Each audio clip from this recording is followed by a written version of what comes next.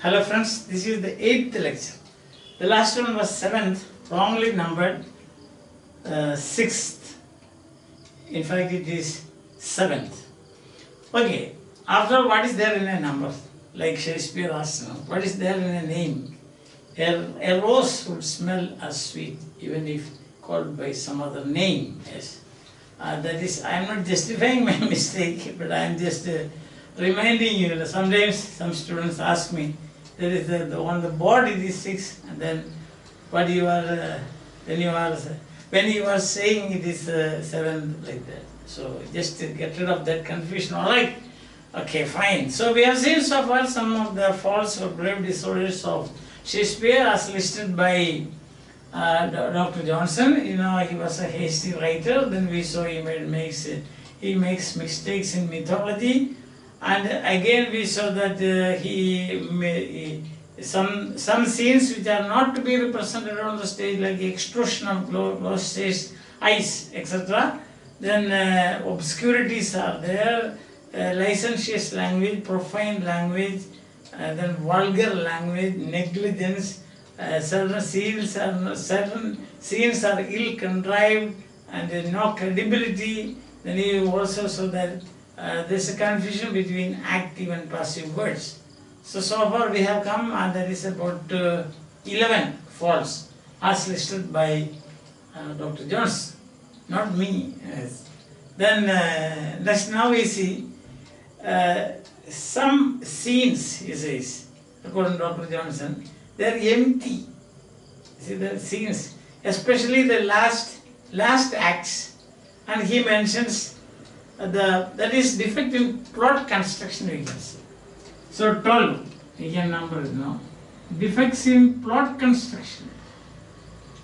That is, the example given is that Henry V, Act 5, Scene 5, the last act, the lines 305 to 402.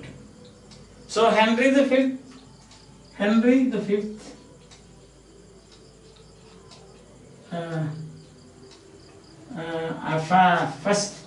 fifth act and 5th scene. Listen, 5th scene. So there what happens is, he says, the great fault of this play, that's what he said, the great fault of this play is the emptiness and narrowness of the last act. So according to Dr. Johnson, he could have avoided it if a little care he had taken, but he doesn't bother about this. So this emptiness and narrowness of the last act, which he says a very little diligence might have easily avoided. But as we have seen, was not in the second reading, that is not for Shakespeare. There is no question of revising what he has written. Some students are like that. So they write their answers, they refuse to read again. That because they are geniuses, it's like Shakespeare. So we can say defect in plot construction, Henry V, 5th act and 5th scene, he says it is narrow and empty. Then 13th point is that is about King Lear. King Lear, what happens is there is a confusion of characters and ages, he says. Confusion. He takes an example here, confusion of characters and ages. Ages means periods in history.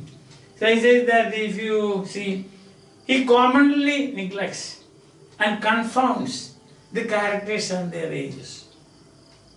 Shakespeare, he doesn't bother about these things. So he neglects. And then he says, if you go through the list of, see, the English barons and the English earls, English and foreign, you can see. See, you will see that characters, their ages, by mingling customs, ancient and modern, English and foreign. Customs are mingled, so to say, mixed up. Ancient and modern, English and foreign. By the mention of his dukes and earls, that is in King Lear, He has given us the idea of times more civilized and life regulated by softer manners. Yes. If you go through the earls and the dukes and their way of behaving and so on, you will think that he was dealing with a better world, but actually it was not like that. So we can say confusion of characters and ages, that is the fault. It is because some novelty, we do not know. What is his idea? Maybe it is to say present or introduce some novelty, so mixing up English and foreign, modern and ancient, you see, the dukes and earls and so on. So therefore, what we can say, for us it is a defect, but for Shakespeare it may not be. Now the 14th, he takes the example of, this is King Lear. King Lear, that's the example.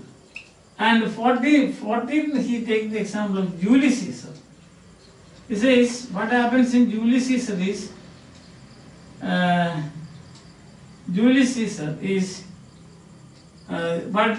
he sticks very meticulously to the Roman story. So what happened is, his natural vigor and of his genius is impeded. So you can say, as a point, you can say, Shakespeare's natural vigor and genius. And genius is hampered, you can say, or impeded. Some obstruction, couldn't express fully, because he was so meticulously following the story as such. So what happens? His adherence to the real story and the real Roman manners. Therefore what happened? He did not get a space to express his genius, to express his natural vigor, and also to express his abilities. Because he is to, so somebody is asking you to do in this way, a blueprint is given, and you cannot get out of it now. So like that, that's what happened. Listen. And the 15th and the very 15th serious defect, you can say, that we can say it is a defect, because we don't find anything new or any brave disorder there, but what we find is, we ourselves feel it is very pathetic. His pathetic scenes are very ridiculous, he says. Dr. Johnson, 15th. The pathetic scenes, ridiculous. And he gives examples from two plays. The first one is Antony and Cleopatra. Act 4, Scene 3, 15, 16. Act 4, Scene 8. Antony and Cleopatra. Antony and Cleopatra. So it is Act 4, isn't it? Act 4, Scene 8, is it? Act 4, Scene 8, yes. 15, 16. That's the reference. You can see for yourself, no? That is the reference. And what is it? It says, he quotes those lines. Throw my heart against the flint and hardness of my forehead. So that's the thing. Throw my heart against the hardness and flint of my heart. So that's it. Throw my heart against the flint and hardness. No, sorry. Against the flint and yes. Throw my heart against the flint and hardness of my heart. Against the flint and hardness of my heart. Here, Dr. Johnson says like this. You can see too often the pathetic scenes are ridiculous, presented ends in a ridiculous way. It is painful, Dr. Johnson says, to find the gloomy dignity of this noble scene destroyed. The scene is noble, it is a gloomy dignity, but that is destroyed by the intrusion of a conceit, a comparison, so far-fetched and unaffecting. This comparison or conceit is so far-fetched, this is, throw my heart against the flint and hardness of my, throw my heart against the flint and hardness of my fault. Oh, sorry, I made a mistake here also. This is not brave disorder, this is my fault, error. Yes, my fault, yes, that is the thing. So the comparison is, he says, ridiculous. And also it destroys the gloomy dignity of this scene.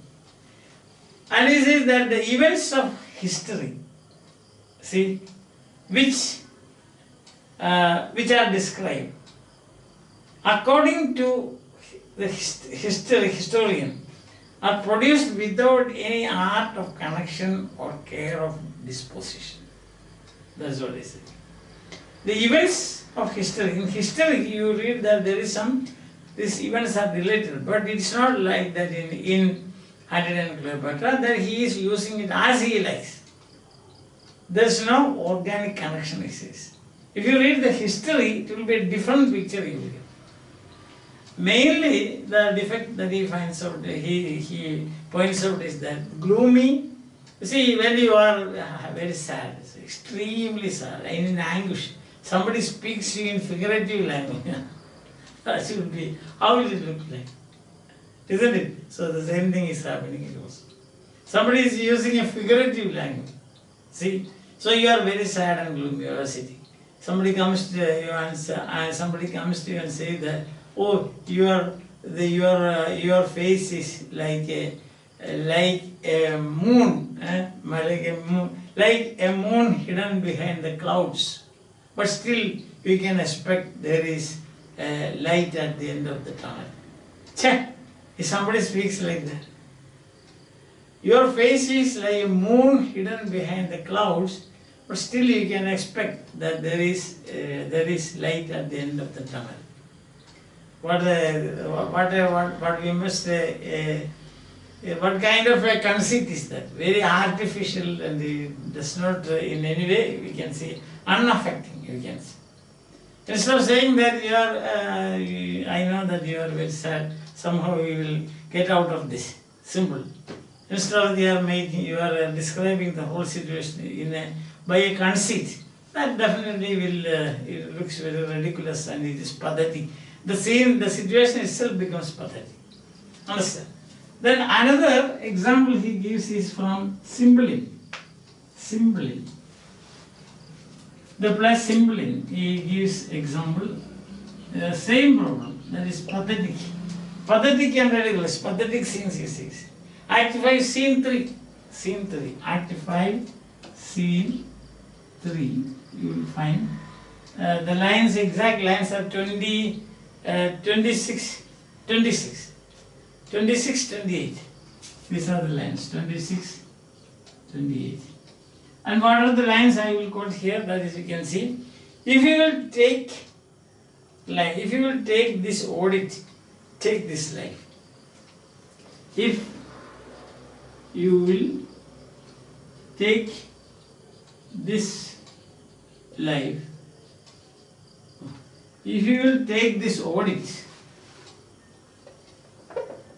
if you will take this audit, take this life, take this life. If you will take this audit, take this life, and cancel those cold bonds, and cancel those cold bonds.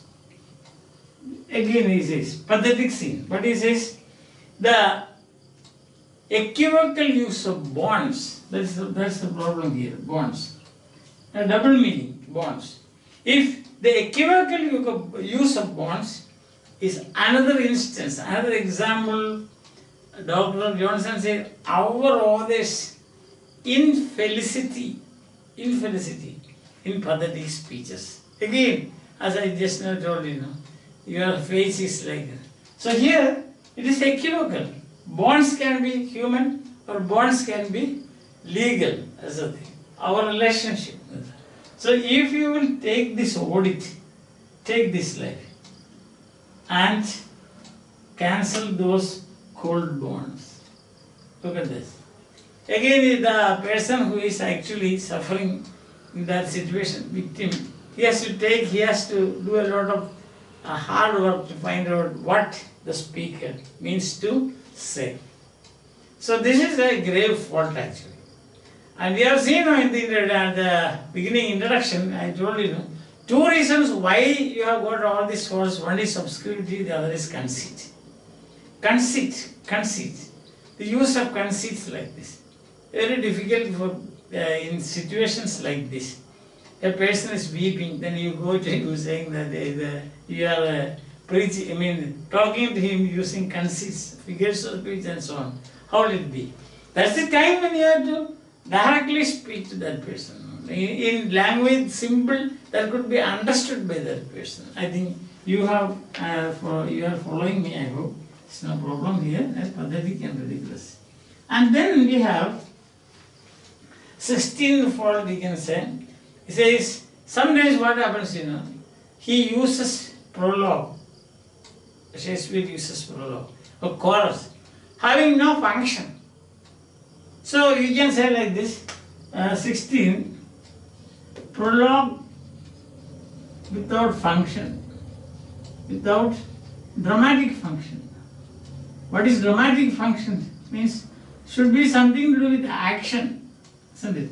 So look at this, Chaucer's prologue to Canterbury Tales. How beautiful it is, isn't it? So without reading the prologue, you cannot enter into the Canterbury Tales. Because it is so organically connected. There is an intimate relationship. In this case, what happens is, the prologue. You take the example from Romeo and Juliet. Romeo and Juliet. See, the prologue, the chorus, has no function. Why? Because it does not help to for the action to proceed further. So, exact words of Dr. Johnson, I shall quote, that is in this way. He says, the use of this chorus or the prologue is not easily discovered. You cannot find why. It conduces nothing to the progress of the play. Means it does not help. In no way it helps in the progress of the play. But relates what has already happened or what is already known. Some things are known. Those things are again presented in the form of a prologue. So it is absolutely no point in. Say somebody goes out of. So you in the beginning of the play you say that so and so has gone out. And then again you say in the dialogue between characters you say he has gone out. What is the use of that? There's no point in that. I hope you understand. So these are the faults, some of the faults, and more you can expect in our next encounters, so to say.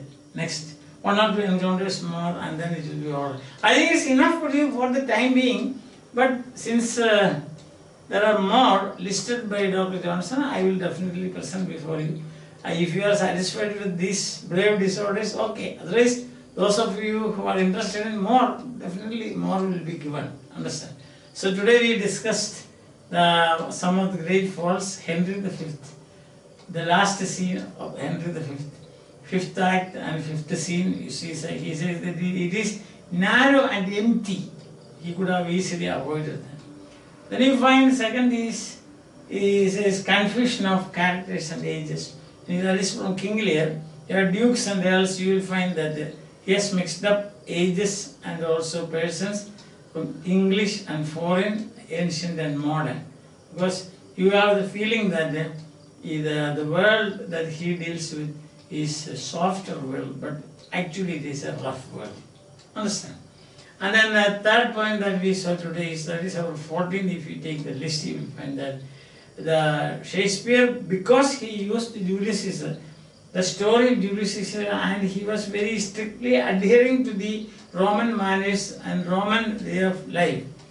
He could not, he didn't get a space to express his views and his feelings. His genius is impeded this. And for 15th, of course, that is very serious. Pathetic scenes seem very ridiculous because he speaks in conceits. Listen, two plays he takes. One is he takes in Antony and Cleopatra, and second is Romeo and Juliet. The interesting thing is both are tragedies dealing with love, isn't it? And also symbolism. Antony and Cleopatra and symbol. Then we find that no dramatic purpose for the prologue or the chorus of the Romeo and Juliet, because what the chorus says has already known to the audience. So there's no point in repeating it, like as if you are doing some imposition, isn't it? Don't take it like that, inverted commas, because to use such a word will be, to not gentle, that's it. So you can cross out that word, delete it, see. So okay, so again we will find out, we will meet again with another dose of the brave disorders of Shakespeare. Till then, bye, have a nice time, enjoy your life.